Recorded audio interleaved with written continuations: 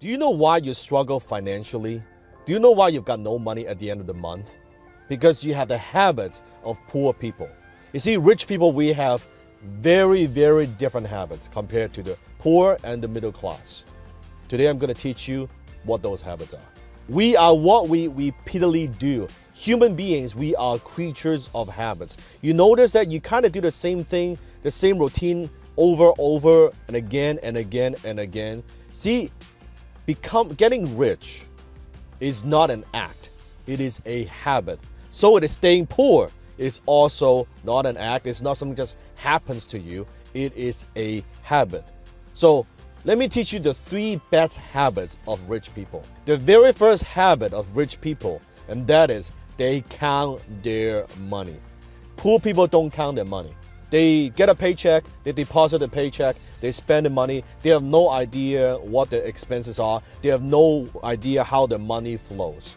You notice poor people, they job, they have a job and wait till maybe once a year when they file the tax return, the taxes that are owing is how much you have to pay. They look at the numbers. They don't even look at the fucking numbers. They just, okay, all right, that's how much I need to pay, file tax return, and that's it. And look at it maybe once a year. Rich people, we don't do that. We look at our numbers regularly. We are financially literate. I'm not a numbers person, don't get me wrong, okay? I'm a concept guy, okay? I'm a big picture thinker. I'm a visionary.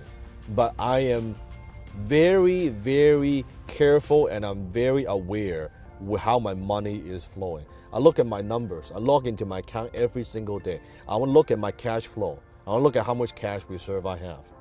I sit down with my accountant every single week, look at my financials every single week, looking at my financials across all my companies. How are they doing? Because what gets measured gets improved. So habit number 1, rich people, we count our money regularly. How often you count your money? How often you look at your bank account? Not bitching about it, but how often you look at your line of every single line of expense, all your revenue, where that comes from. Is it improving?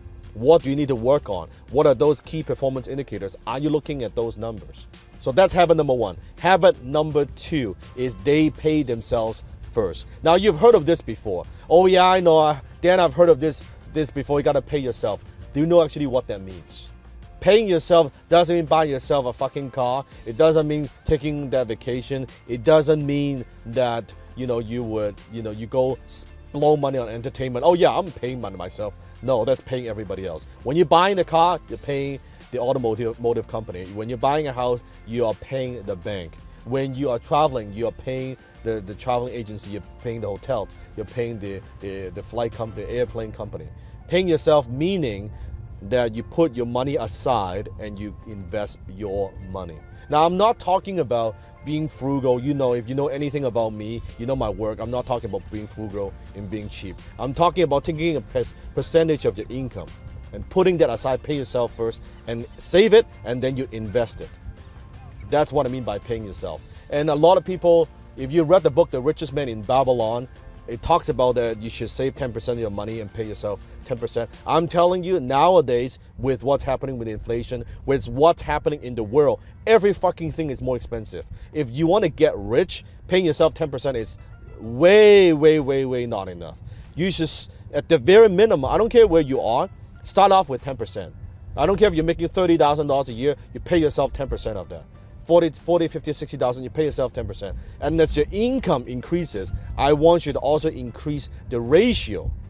So you should, at first 10%, they should aim to save 15%, 20%, 30%, 40%, to a point where you are making so much more money, and then now you're only spending a small percentage of what you earn. That's your goal. That's called paying yourself. So that's habit number 2. Pay yourself first.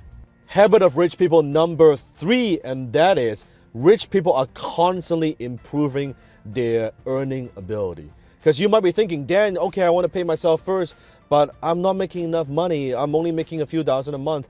I couldn't even afford to pay my bills. How am I going to pay myself first?